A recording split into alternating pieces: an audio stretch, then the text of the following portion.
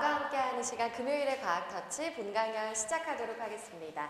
오늘 본강연 진행해 주실 교수님 한번 소개해 드릴 텐데요. 경북대학교 물리교육과 윤은정 강사님 모시도록 하겠습니다. 큰 박수 부탁드립니다. 네, 안녕하세요. 윤은정입니다. 만나 뵙게 되어서 반갑습니다. 네, 교수님 오늘 어떤 강연 해주실지 한번 소개 부탁드리겠습니다. 네, 오늘 강연의 제목은 과학자처럼 생각할 수 있는 방법입니다.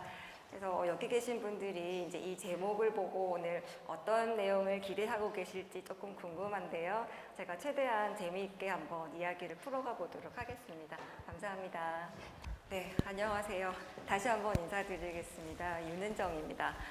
이렇게 만나 뵙게 되어서 반갑습니다. 그리고 이렇게 좋은 자리에 초대해 주셔서 또 다시 한번 감사드립니다.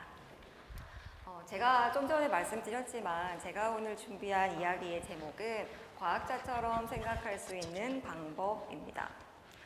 제가 알기로 이 금요일의 과학터치가 과학기술 분야의 전문가분들 모시고 연구와 관련된 이야기들을 들어보는 그런 프로그램이라고 알고 있는데요.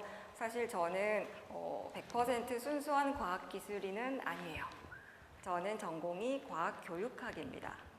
그래서 과학교육학은 과학 분야와 그 다음에 이제 교육이라는 인문사회 분야를 접목한 융합적인 학문이라고 생각하시면 되고요.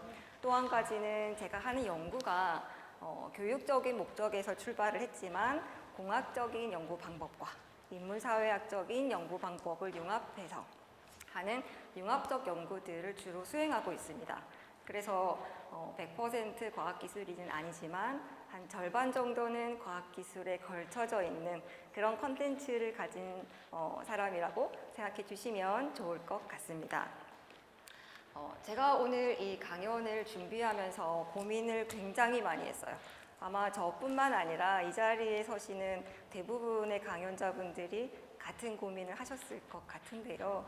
처음에 듣기에 이 청중의 스펙트럼이 너무 넓은 거예요.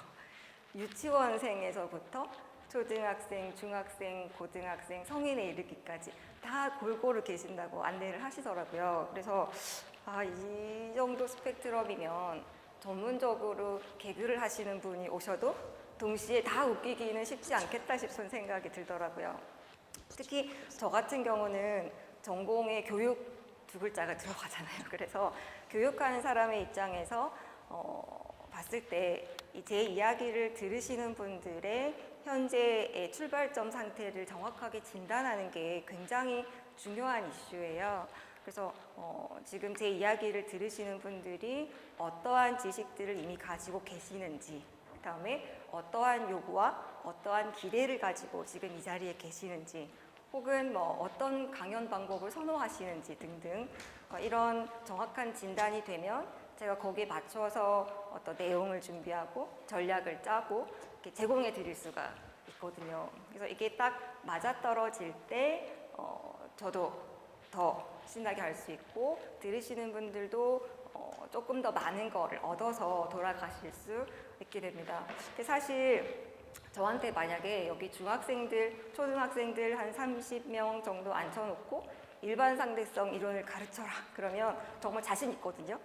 물론 엄청 심도 있는 내용까지는 못 다루겠지만 그래도 학생들의 눈높이와 수준에 맞추어서 그래도 재밌게 어느 정도는 이해시킬 자신이 있어요. 그런데 이렇게 다양한 청중이 있을 때는 고민에 빠질 수밖에 없죠. 그래서 제가 내린 결론은 오늘 이 강연에서 저의 연구를 낱낱이 파헤쳐서 하나하나 설명드리고 이해시키려고 애쓰기보다는 제가 이 연구를 어떤 목적에서 혹은 어떤 문제인식에서 출발해서 어떠한 과정을 거쳐왔고 어떠한 방법으로 연구를 수행을 했으며 이제 어떠한 결론에 도출했고 앞으로는 또 어떻게 나갈 것인지 이런 일련의 히스토리를 쭉 한번 보여드리면 나가실 때 조금 제 연구에 대해서 공감하실 수 있지 않을까 이제 그런 맥락에서 이야기를 한번 준비해 봤습니다. 자, 여기 계속 위에서 해야 되나요? 아니면 내려가도 되나요? 아, 네, 알겠습니다. 단상이 좀 높아서 굉장히 여기서 부담스러운데요, 조금. 계속 한번 해보겠습니다. 네. 제가 전공이 과학교육학이라고 아까 말씀드렸잖아요. 그래서 이 과학교육에서는 크게 두 가지 목표를 삼고 있습니다. 첫 번째가 국민의 과학적 소양 함량이에요. 이 과학적 소양이라는 단어가 조금 낯서실 수도 있는데요. 과학적 소양을 정확하게 정확한 정의에 대해서는 연구자들이나 학자에 따라 조금씩 다릅니다만 그래도 보편적으로 통용되는 의미를 조금 설명드리자면 당 시대에 거론되는 여러 가지 과학기술과 관련된 이슈들에 관심을 가지고 그다음 그와 관련된 이야기들을 이해할 수 있으며 이걸 바탕으로 합리적이고 비판적이고 과학적으로 의사결정을 할 수 있는 이런 정도의 능력을 우리가 과학적 소양이라고 부르고 있습니다. 그래서 이 과학적 소양이 왜 중요한가 말씀드리면 첫 번째로는 과학기술 사회가 고도화될수록 국가의 정책이나 과학기술의 발전이 국가의 정책이나 지원과 굉장히 많이 연관이 높아지게 됩니다. 그다음에 국가의 과학 정책이나 지원 같은 경우에는 어떤 또 국민의 의사가 굉장히 중요하게 영향을 미치게 되죠.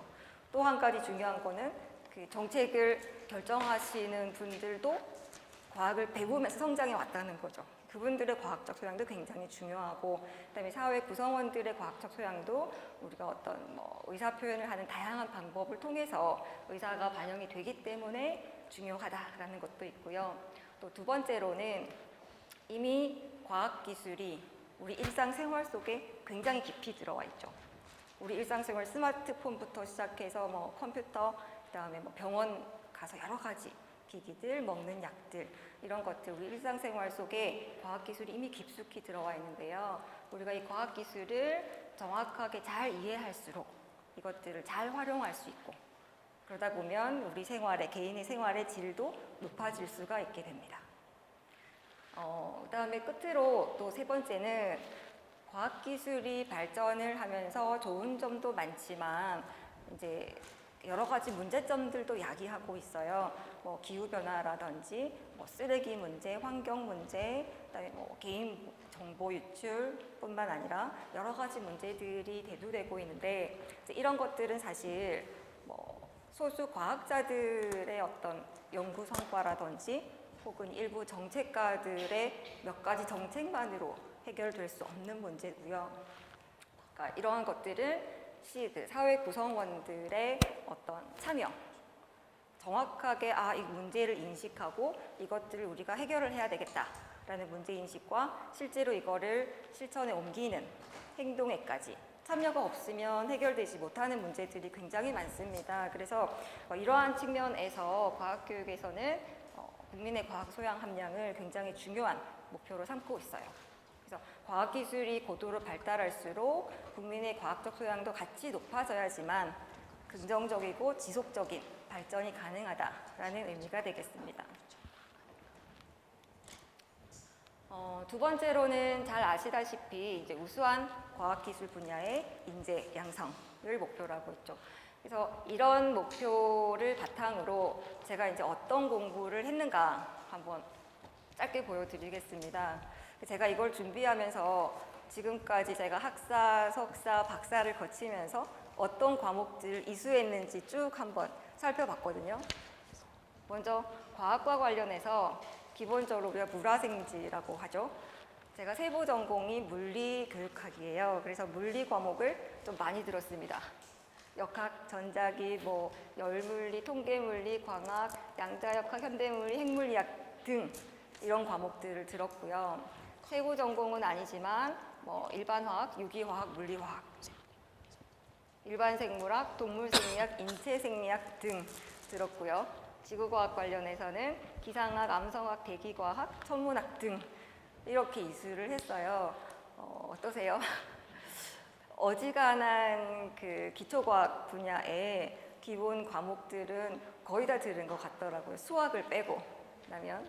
그다음에 교육학 쪽으로 와서는 일반 교육학에 교육 심리, 교육 사회, 교육 공학, 평가, 교육 통계, 교육 행정, 교육 철학 등을 이수를 했고요. 그다음에 끝으로 이 두 가지를 종합해서 그리고 과학을 어떻게 가르칠 것인가의 전략에 대한 과목을 들었습니다. 보시니까 융합적인 사고를 할 수밖에 없을 것 같지 않으세요? 네. 그래서 과학교육학과에 사범대학 과학교육과에 입학하시면 이러한 과목들을 공부하시게 됩니다. 제가 학교에서 이제 이러한 공부를 마치고 현장에 이제 교사로 발령을 받았어요. 그래서 처음에는 이제 열의에 넘치는 초임 교사로 대구 시내의 모 중학교에 발령을 받았습니다. 그래서 처음에는 엄청난 열정이 있었어요. 나한테 과학을 배우는 아이들은 과학을 엄청 좋아하게 될 것이고 나한테 과학을 배운 아이들은 과학을 정말 잘하게 될 것이다. 내가 그렇게 만들 것이다. 이런 어떤 꿈과 목표와 열정을 가지고 현장에 갔습니다. 그런데 제가 아이들을 가르치다 보니까 정말 충격적인 여러 장면들을 마주하게 되었어요. 첫 번째는 분명히 교과서에 내용이 들어있는데 아이들이 찾지 못하는 학생들이 굉장히 많았어요. 제가 생각하던 것 이상으로. 가령 힘의 단위가 무엇이니 교과서에서 한번 찾아서 얘기해봐. 이렇게 얘기를 했는데 못 찾는 아이들이 많은 거예요. 근데 교과서를 열어보면 힘의 단위는 N이라고 쓰고 한글로 뉴턴이라고 읽는다 이렇게 써 있어요. 심지어 굵은 글씨로. 근데 아이들이 그 책을 스르륵 훑어보면서도 그거를 찾지를 못하는 아이들이 너무 많은 거예요. 두 번째로는 이 친구랑 분명히 내가 이야기를 할 때는 이 개념을 알고 있었어요. 제가 열심히 설명해서 대답도 잘하고 분명히 알고 있었는데 중간고사를 쳤는데 시험에서 틀리는 거예요, 이 학생이. 그래서 제가 너무 안타까워가지고 불렀어요, 따로. 불러가지고 야, 너 이거 왜 틀렸어? 그랬더니 저 이거 모르는데요? 이러는 거예요. 그래서 제가 정말 가감없이 그 텍스트로 된 문제를 제가 한번 읽어줬어요, 그냥 음성으로. 쭉 한번 읽어주고 답이 뭐야? 그랬더니 맞춰요. 야, 이거 너 봐라 알고 있잖아. 그랬더니 그 말이 그 말인지 몰랐어요. 이러는 거예요. 도대체 이게 뭔가 저 굉장히 혼란스러웠습니다, 그때. 그리고 같은 내용이고요.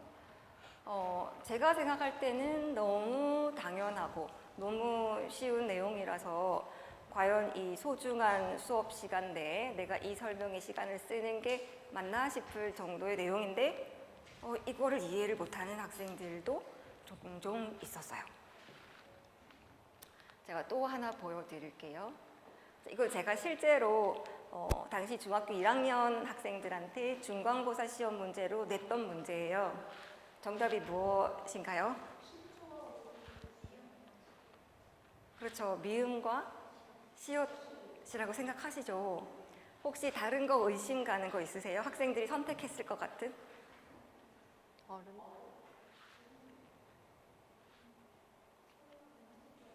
면직물? 면직물. 이 시험을 치고 나서 저도 진짜 충격을 받았는데요. 한 학생이 헐레벌떡 뛰어와서 선생님, 리을은 왜 답이 안 되나요? 그래요. 네. 그래서 야, 면직물이 왜 액체야? 그랬더니 선생님 무슨 물이잖아요. 이래요.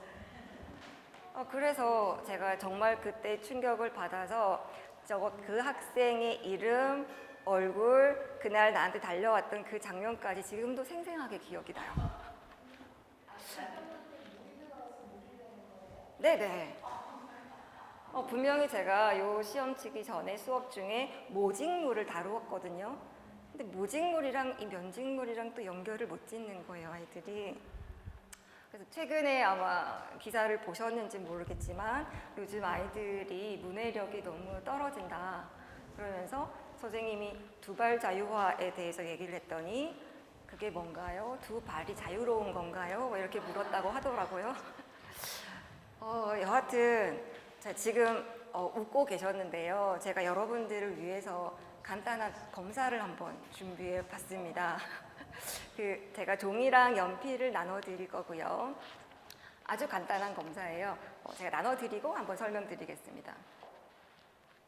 제가 지금부터 화면에 몇 개의 단어를 보여드릴 거예요. 하나씩 보여드릴 건데 그 단어를 보고 깊게 생각하지 마시고요.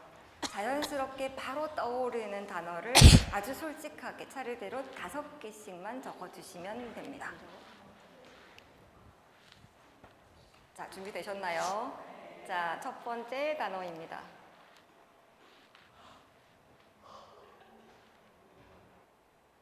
자, 다음 단어 보여드리겠습니다. 자, 마지막 단어입니다. 다 적으셨나요? 자, 그러면 이번에는 종이를 뒤로 한번 뒤집어 보세요.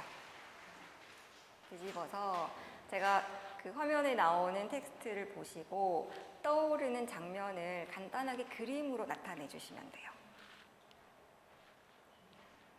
그림을 잘 그리실 필요는 없고요. 그냥 어떤 상황이나 어떤 맥락이 떠오르는지만 나타나면 되도록 간단하게 그리시면 됩니다. 다 그리셨나요? 자, 그러면 제가 같이 한번 살펴볼게요. 해석을 한번 해드릴게요. 다시 앞면으로 넘어가셔서요. 제가 이 똑같은 검사를 현장에서 중고등학교 학생들이랑 그다음에 선생님들을 대상으로 해봤었거든요. 그래서 이 결과를 공개하기 전에 여러분들의 답이 제가 엄청 지금 궁금해요. 그래서 한번 들어보도록 하겠습니다. 자, 대전 했을 때 어떤 단어가 먼저 떠오르셨나요? 성심당. 또 대전역. 카이스트. 과학연구단지 이런 거, 네, 좋습니다. 중학생 답에서는 절대 나오지 않았던 답들이에요. 그다음에 자기 하고는 어떤 게 떠오르셨어요? 고려청자. 자기장. 오, 네. 네. 네, 맞습니다. 그다음에 마지막 전화에서 어떤 단어가 떠오르셨어요? 임금님. 양전화. 네. 신화. 네, 좋습니다. 학생들의 답을 한번 볼게요. 중고등학생들은 대전하면 싸움. 광역시. 이렇게 나왔어요. 그러니까 무슨 대전 이런 전쟁을 아이들은 더 먼저 떠올리고 있었습니다. 그다음에 자기라고 했을 때는 그다음 과학교사 먼저 보여드릴게요. 과학교사들은 대전을 보고 전기가 가장 많이 나왔고요. 전하가 그다음 나왔어요. 그다음 중고등학생은 자기를 보고 나 자신, 자기 자신 할 때 나를 먼저 떠올렸고요. 그다음에 여보를 떠올렸어요. 도자기는 한 명도 없었어요. 그다음에 과학교사는 자석, 그다음에 N극 이런 것들이 많이 나왔고요. 전하를 보고 중고등학생들은 왕, 폐하 이런 것들을 떠올렸습니다.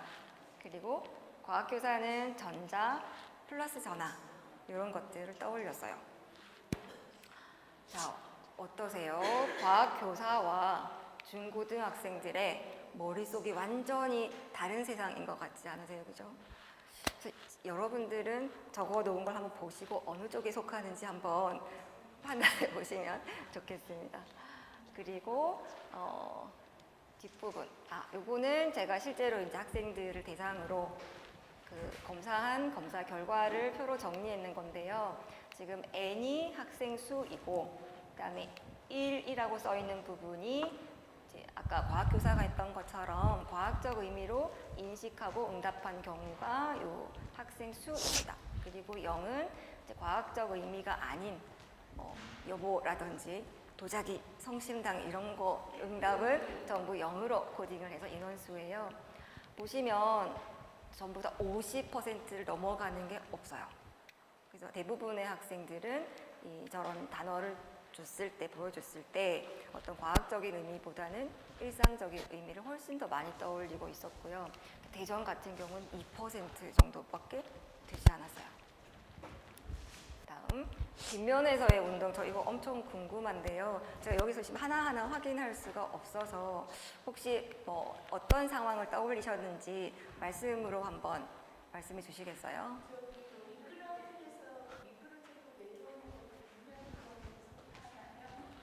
네, 그걸 떠올리셨으면 자연스럽게 떠올린 장면이 되죠. 정답은 없습니다. 또 혹시 다른 장면 떠올리신 분 계실까요? 물레방아. 오늘 또 아까 그 롤링볼 하셔가지고 또 그렇게 떠오르셨군요. 또 어떤 장면 떠오르셨어요, 혹시? 저기 학생 어떤 거 떠올렸는지 저 너무 궁금한데요. 저기 끝에. 그 뒤에 학생 아닌가요?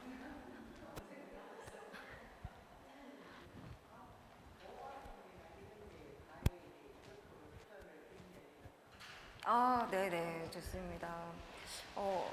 아까 자기나 전화에 비해서 훨씬 그래도 과학적인 맥락을 많이 떠올리신 것 같아요. 제가 이거를 학생들한테 시키고 제일 충격받았던 장면이 뭐냐면 이 모습이었어요.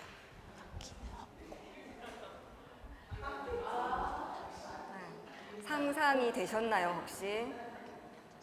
처음에 저는 이 그림을 딱 봤고 이게 무슨 의미야? 라고 물어봤었어요. 그랬더니 비가 주룩주룩 오는 빗면에서 자기가 운동하는 모습을 그렸다는 거예요.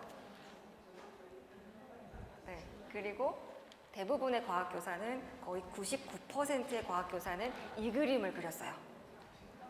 한 명도 어김없이 삼각형의 빗면을 그리고 나무도막을 위에 올리는 이런 그림을 그렸습니다. 그래서 지금 이러한 두 사람이 한 교실에 앉아 있잖아요. 그래서 가령 이런 상황이 벌어지는 거죠. 선생님이 오늘은 빗면에서의 운동에 대해서 알아보겠어요 라고 얘기를 하면 선생님은 머릿속에 이런 그림을 딱 그리면서 이 장면에서 여러 가지 설명을 막 붙여요. 그러면 학생은 앉아 있다가 이제 이 장면을 머릿속에 그린 다음에 여기다가 선생님의 설명을 어떻게든 끼워 맞춰서 이해해 보려고 노력을 하다가 뭐가 잘 안 맞아서 포기해 버리게 되는 거죠.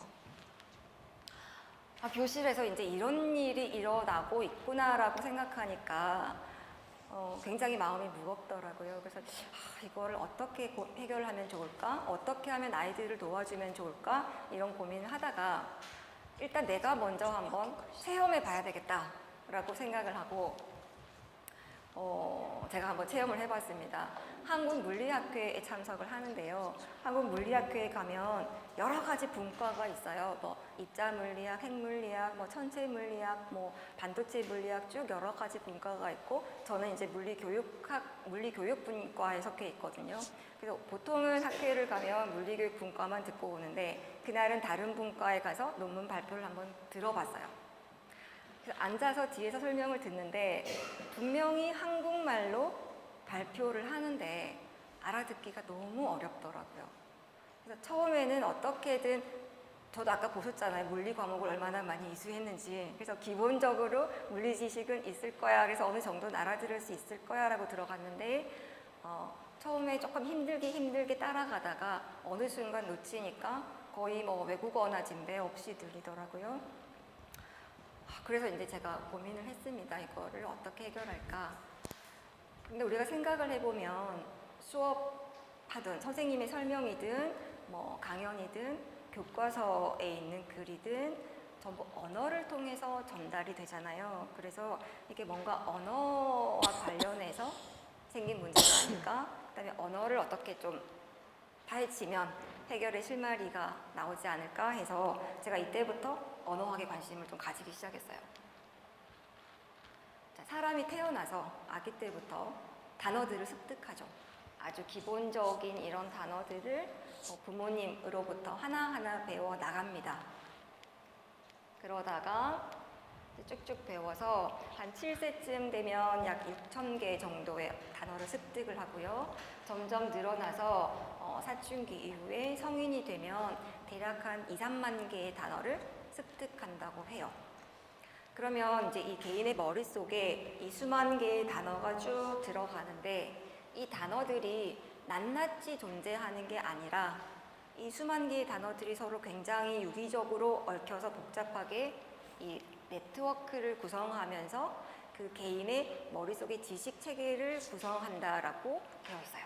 그래서 사람들의 머릿속에는 수많은 단어들이 서로 복잡하게 연결되어서 그 사람의 지식을 구성하고 있다. 아무리 쉽고 기초적인 단어라 할지라도 우리가 그 단어의 의미를 생각하기 위해서는 다른 단어와 연결을 짓지 않을 수가 없거든요. 그래서 그 어떤 단어도 뭐 있을 수 있다가 아니라 언어학 책에 보면 그 어떤 단어도 단독으로 있을 수 없다라고 얘기를 해요. 의미를 형성함에 있어서. 그래서 저는 이 한 개인의 머릿속에 들어있는 어휘들이 서로 네트워크를 구성해서 조직하고 있는 이 지식 체계를 멘탈 시멘틱 네트워크라고 이름을 붙였어요. 자, 이거는 한 개인이 가진 거죠. 그런데 아시다시피 언어라는 거는 사회적인 도구잖아요. 제가 사용하는 언어가 제가 독창적으로 창조한 것이 아니고 이 언어를 공유하고 있는 사회 집단으로부터 제가 배운 것이죠. 그리고 여러분과 저는 이 언어를 공유하고 있기 때문에 제가 지금 아까 7시부터 쭉 단어로 나열하고 있잖아요. 이 단어들을 쭉 나열하고 있고 여러분들은 이걸 바탕으로 지금 제가 의도하는 의미를 이해하고 계신 거잖아요. 그죠? 이해하고 계신 거 맞죠? 네. 그래서 이 언어라는 거는 분명히 개인의 경험들이 다양하다 보니 개별적인 차이점도 분명히 있지만 사회적으로 공통 부분들이 굉장히 많습니다. 그다음에 또 하나 특이한 것은 이제 생각이 비슷한 사람끼리 서로 공감을 하면서 모여서 그 주제에 대해서 반복적으로 얘기를 하다 보면 그들만의 굉장히 독특한 언어가 만들어져요. 그래서 이 분야별로 굉장히 독특한 언어가 발달이 되는데요. 이 독특한 언어는 그 분야의 어떤 지식의 틀을 담고 있습니다.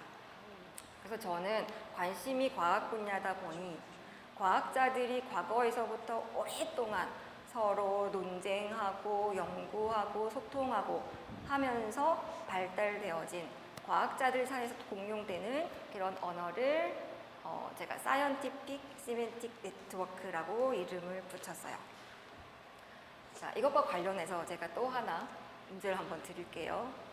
자, 지금 굉장히 경치가 좋은 장면이 나오는데요. 여기 벤치가 하나 있죠. 한번 상상해 보세요. 지금 아무 걱정도 없고 아무 할 일도 없어요. 홀을 털고 지금 이 벤치에 앉아 계신 거예요. 그러면서 몇 시간 동안 하염없이 이 아름다운 경치를 보고 있으면 어떤 생각이 떠오르실까요? 오늘은 날씨가 좋다.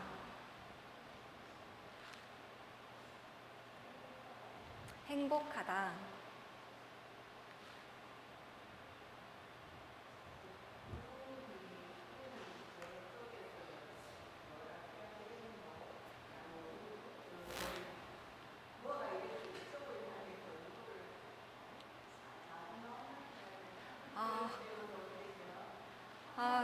네네.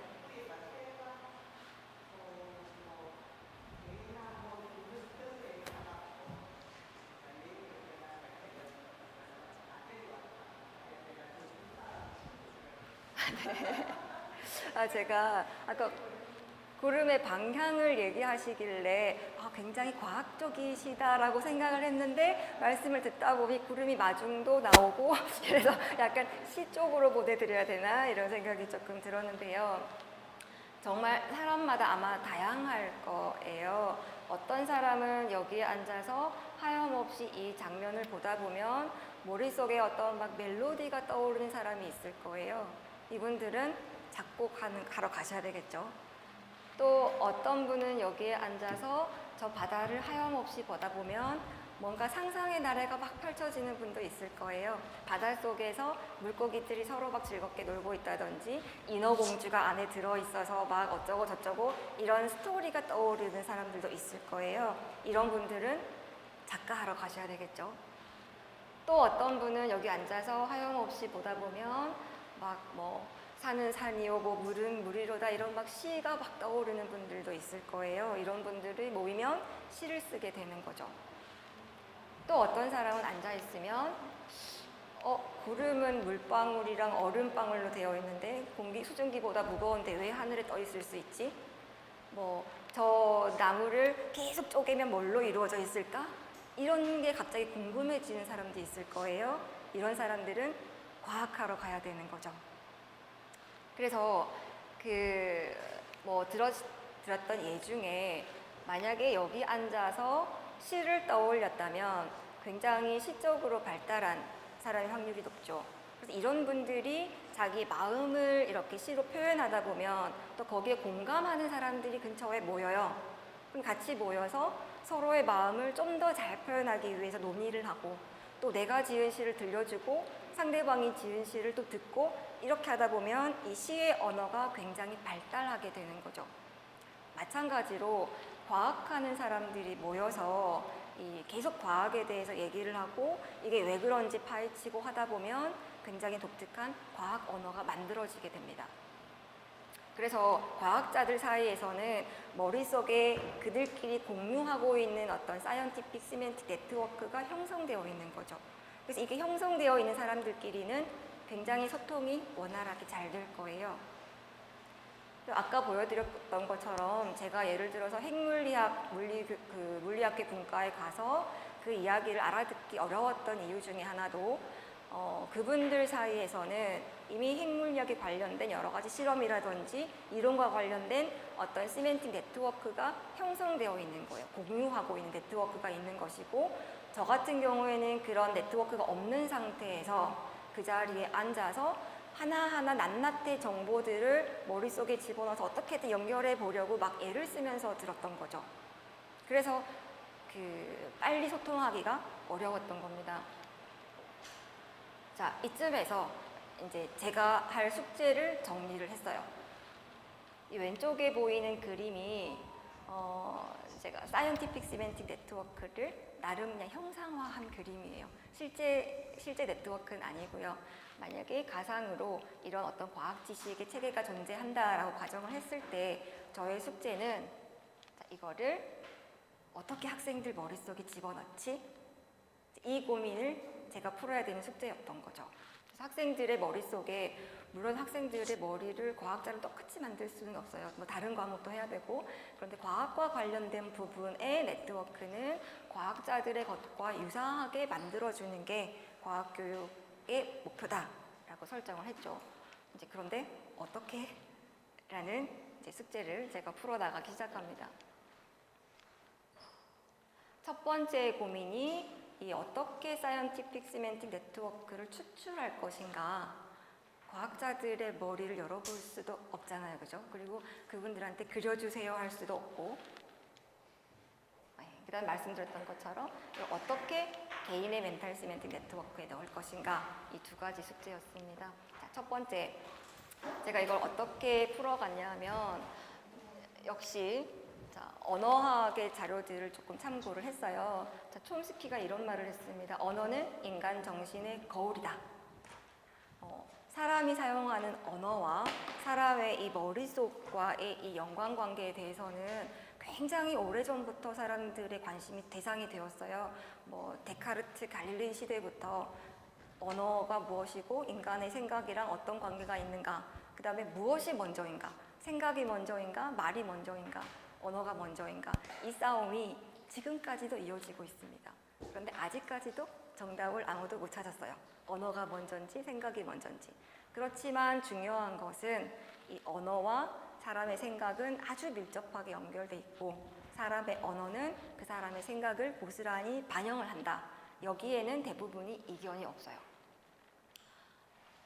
자, 그러면 제가 이제 이 사람이 말을 뱉으면 그 사람의 생각이 드러난다고 했잖아요. 그래서 제가 어떤 한 사람에 대해서 이 사람의 생각을 알고 싶으면 말을 많이 걸어보면 돼요. 최대한 이 사람으로부터 언어를 많이 끄집어내면 글이든 말이든 이 사람의 생각에 대해서 제가 많은 걸 가질 수 있는 거죠. 제가 지금 궁금한 것은 과학자들의 머릿속에 들어있는 과학 지식의 네트워크였거든요. 그럼 이제 제가 어떻게 하면 될까요? 과학자들한테 말을 많이 걸어보면 되겠죠. 근데 직접적으로 말을 많이 걸 수 없으면 그들이 써놓은 글을 많이 보면 그들의 생각이 거기에 담겨 있을 거겠죠. 그리고 특히 저 같은 경우에는 목표가 아이들한테 과학을 가르치기 위한 것이니까 아이들한테 가르치기 위한 과학 컨텐츠가 잘 모여있는, 잘 정제되어 있고 딱 정리되어 있는 자료가 바로 과학 교과서더라고요. 그래서 제가 그때부터 과학 교과서를 가지고 연구를 하기 시작했어요. 언어학에서는 이미 오래전부터 사람들이 뱉어놓은 말이나 글을 가지고 이걸 분석해서 언어를 연구하는 분야가 오래전부터 있어 왔더라고요. 이게 코퍼스 언어학이라고 부르는데요. 과거에는 아주 수동적으로 막 단어 카드를 일일이 막 적기도 하고 뭐 손으로 막 적어서 이 텍스트를 분석을 했었는데 점점 이제 컴퓨터가 발달하면서 이 코퍼스 언어학도 같이 많이 발달을 했습니다. 그러다가 지금으로부터 한 10년 전쯤에 이런 분야의 연구를 하던 분들 사이에서 굉장히 이슈가 됐던 장면이 하나 있는데요.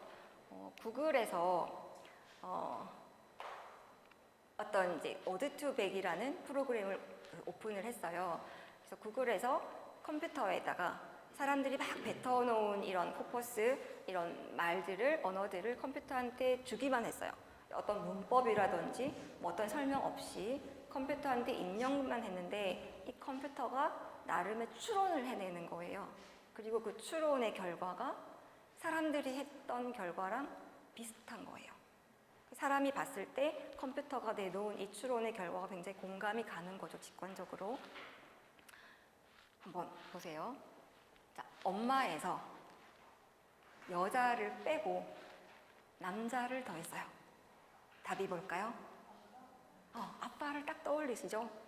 컴퓨터도 똑같이 대답을 한 거예요. 그러니까 컴퓨터가 내놓은 답에 사람이 공감이 가는 거죠.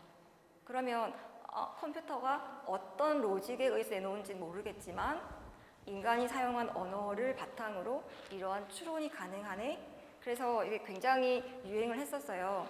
고양이에다가 애교를 더했더니 강아지를 내놓고요. 한국에다가 서울을 빼고 도쿄를 넣었더니 일본이 나오고요. 박찬호에다가 야구를 빼고 축구를 넣었더니 그 당시에는 호나우두가 나왔는데요. 제가 오늘 준비하려고 손흥민으로 살짝 바꿨습니다. 그리고 아까 나왔던 거랑 비슷하게 엄마에서 여자를 빼고 아빠를 더하면 남자가 나오는 거죠. 그래서 언어학자들이 굉장히 재미있고 흥미로워 했었고요. 저도 그 당시에 이제 이 내용을 보고 저는 이제 무릎을 탁 친 거죠. 이 텍스트랑 언어 자료를 입력하는 것만으로도 컴퓨터가 이런 추론을 해낸다는 거는 뭔가 그 안에 들어있는 어떤 이 의미망을 컴퓨터가 해석을 할 수 있거나 혹은 나름 가지고 있거나 이럴 수 있다라고 해석을 한 거예요. 그래서 저도 한번 해봤어요. 전국에 있는 우리나라에서 지금까지 발표된 모든 과학 교과서들을 다 모았어요. 뭐 지금 최근에 나온 교과서는 구하기 쉽지만 뭐 30년, 40년 전에 나온 건 굉장히 구하기 어려웠거든요. 근데 전국의 도서관을 다 뒤지고 뭐 평가원, 개발원, 거기 서가에 들어있는 옛날 교과서들 다 없더라고요. 그래서 여기 부산에 있는 유명한 헌책방 이런 데까지 다 뒤져가지고 1950년, 60년대부터 나왔던 한국의 과학 교과서들을 제가 몇백 권을 다 모았어요. 자, 근데 이제 이 종이책 가지고는 컴퓨터가 읽을 수가 없잖아요. 그래서 이제 이거를 전산화하는 작업을 했습니다. 그래서 이 작업을 하는데 비용도 거의 억 단위로 들어갔고요. 시간도 많이 걸렸고 굉장히 많은 인력들이 투입이 됐어요. 그렇게 해서 데이터를 구축을 했습니다. 그래서 데이터를 구축한 다음에 막 궁금하잖아요. 아까 그런 추론이 가능할까? 그래서 제일 먼저 시켜봤어요. 뭐 더하기 빼기 이런 것도 시켜봤고요. 지금 이 과학 용어를 몇 가지 이렇게 나열해 놓고 가장 관련이 없는 단어를 골라봐라. 그랬더니 중력, 자기력, 탄성력, 고무줄 중에 고무줄을 딱 골라내더라고요. 혹시나 이게 력자가 다 들어가고 력자가 없어서 혹시 얘가 뺀 건 아닐까 싶어서 고무줄 대신에 인력을 집어넣었더니 역시나 인력을 딱 뱉었습니다. 그래서 밑에 보면 이번에 또 인력을 넣어봤어요. 청력, 중력, 인력 이렇게 넣어봤더니 인력과 청력이 대치되는 단어잖아요. 중력을 딱 내놓더라고요. 그래서 과학교과서 데이터를 컴퓨터한테 주는 것만으로도 나름의 이 친구가 뭐 과학자가 가진 사이언티픽 시멘틱 네트워크랑 얼마나 일치하는지는 알 수 없으나 그래도 뭔가 직관으로 공감이 되는 어떤 활동을 수행할 수 있구나라는 결론을 내렸습니다. 그다음에 이거는 최근에 한 연구인데요. 이 교과서 데이터를 바탕으로 하고 학생들한테 알고 있는 개념을 서술하라고 시켰어요. 예를 들면 지금 이 문제 같은 경우에는 원자에 대해서 아는 대로 기술해 보시오 라고 시켰고 여기 나와 있는 하나하나의 응답들이 학생들이 서술한 원자에 대한 그들의 생각이에요. 자, 이거를 이제 그 과학교과서 데이터를 학습한 컴퓨터한테 줬더니 자, 컴퓨터가 이 학생의 응답과 이 과학교과서가 가진 이제 제가 추론하기는 사이언티픽 시멘틱 네트워크에 비추어서 이 학생은 한 89% 정도 알고 있다. 이렇게 이제 일치하는 퍼센티지를 쭈르륵 내놓고 있었습니다. 자, 그래서 이 데이터를 넣어서 우리가 사람처럼 인간의 생각처럼 비슷하게 가는 이런 것들이 지금은 뭐 엄청나게 발달을 했죠. 지금 챗GPT, 뭐 왓슨, 제미나이 이런 것들도 사실은 뭐 누구도 어떤 지식을 구체적으로 설명해 줬거나 문법을 가르쳤거나 어떤 생각하는 방법을 아무도 가르쳐 주지 않았어요. 다만 여기에 들어간 것들은 이렇게 어마어마한 규모의 언어 데이터들이 들어간 거예요. 실제로 사람들이 서로 말로 주고받고 글로 막 남겼던 이런 데이터들이 들어가는 것만으로 지금 이 챗GPT가 그렇게 어마어마한 성능을 내고 있는 거죠. 사용해 보셨나요? 네, 굉장히 잘 소통도 잘 되고 세련된 언어를 구사하더라고요. 보시면 이 규모가 어느 정도인가 보시면 570GB의 플레인 텍스트가 들어가 있다고 해요. 이게 잘 감이 안 오실 것 같은데 우리가 A4 용지에 글을 빽빽하게 써서 이걸 메모장에다가 넣으면 이게 한 5KB, 6KB 이렇게 돼요. 그러면 이 570GB의 플레인 텍스트라고 하면 거의 한 5억 개가 넘는 거죠. 5원씩, 6원씩 저축해서 언제 5억을 만듭니까? 어마어마한 규모인 거죠. 뿐만 아니라 뒤에 이제 여러 가지 이 코퍼스들이 들어가 있습니다. 자, 여기까지가 제가 이제 어떻게 그 사이언티픽 시멘틱 네트워크를 내가 찾아낼 것인가에 대한 고민에 대해서 과학교과서 데이터베이스를 구축하고 거기서부터 어느 정도 수출할 수 있겠다라는 것이었고요. 자, 여기서부터는 그럼 이거를 어떻게 학생들의 머릿속에 넣을 것인가에 대한 저의 고민입니다. 예를 하나 가지고 왔는데요. 지금 이 그림이 그 힘이 과학에서 굉장히 중요한 개념이거든요. 힘에 대한 사이언티픽 시멘틱 네트워크예요. 그림인 거죠. 컴퓨터에 과학 교과서를 넣고 거기서 힘과 관련된 제가 네트워크를 추출해서 시각화를 시킨 그림입니다. 그래서 뭐 일종의 힘과 관련된 사이언티픽 시멘틱 네트워크인 셈인 거죠.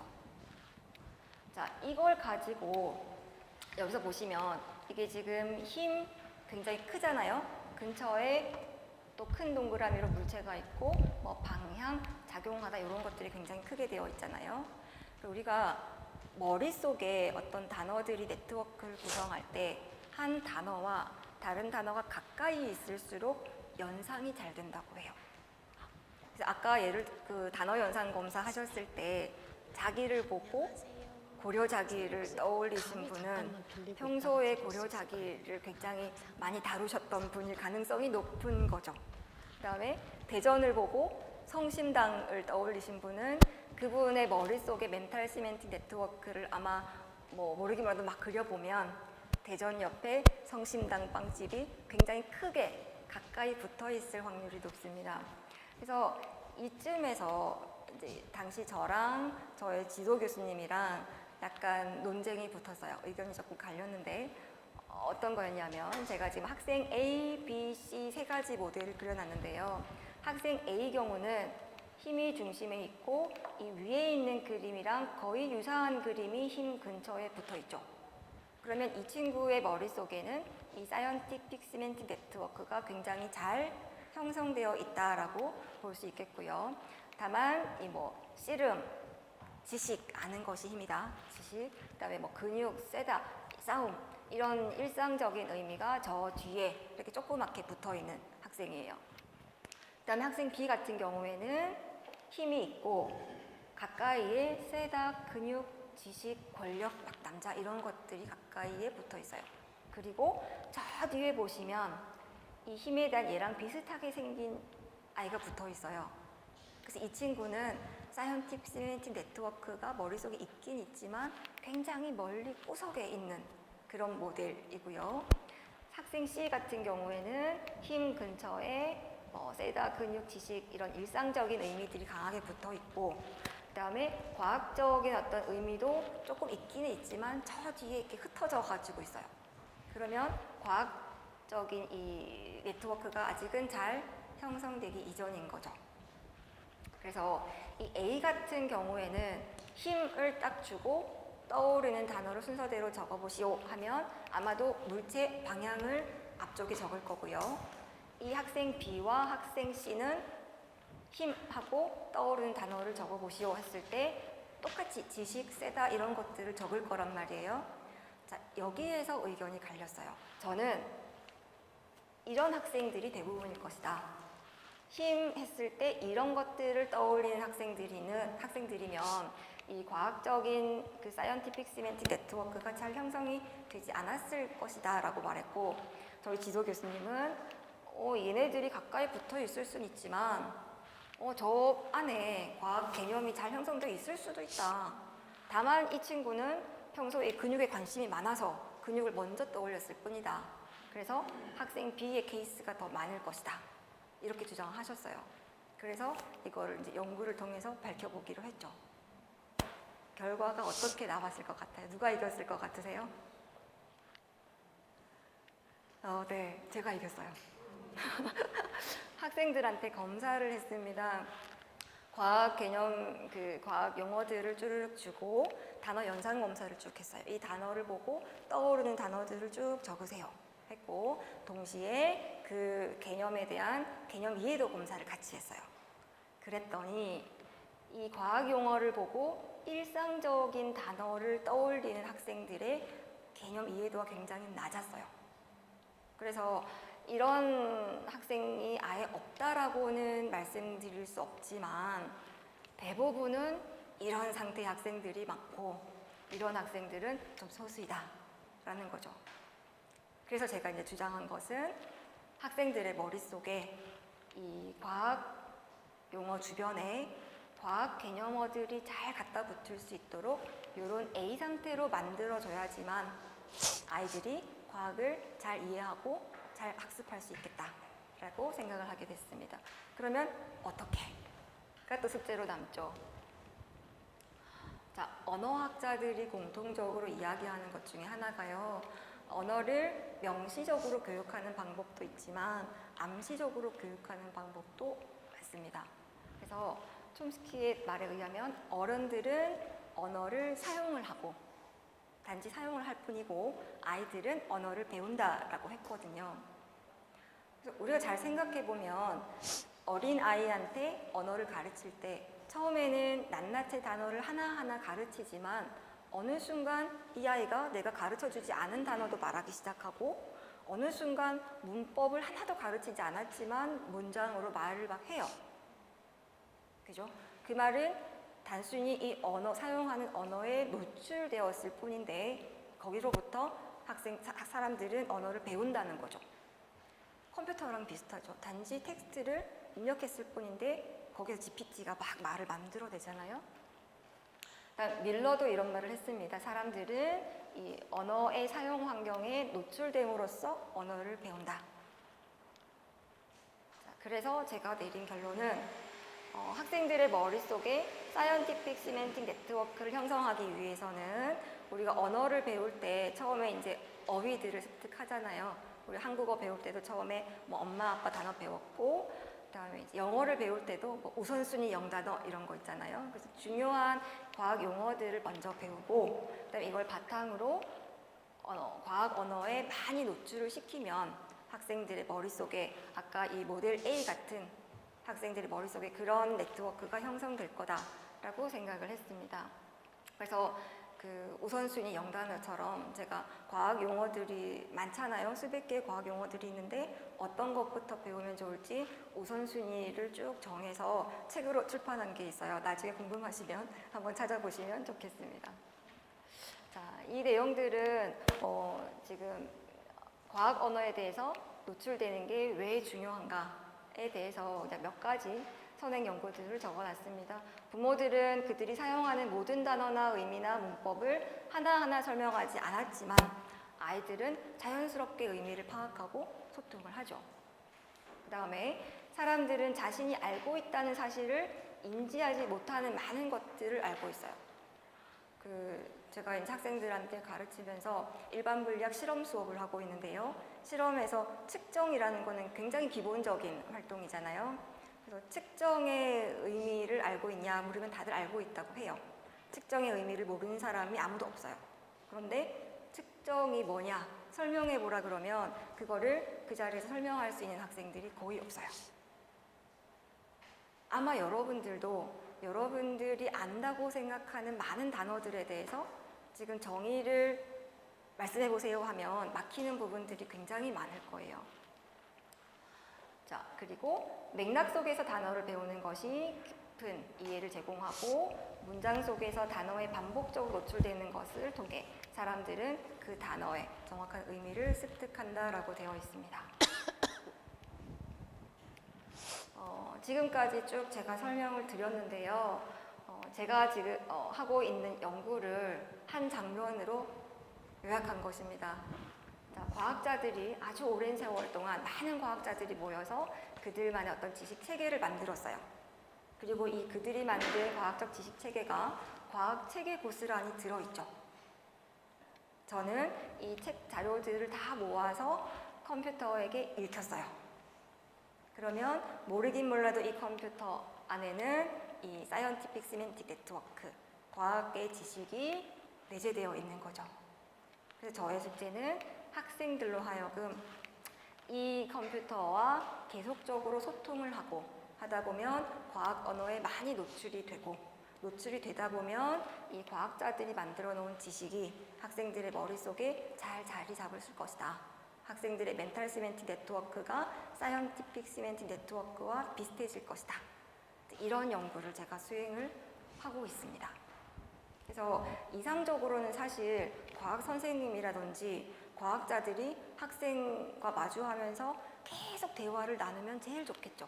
우리 소크라테스의 문답법 이런 것처럼. 그런데 현실적으로 그럴 수 없으니 컴퓨터에게 과학을 가르쳐서 컴퓨터랑 학생이랑 계속적으로 대화하도록 만들어주는 이게 저의 숙제입니다.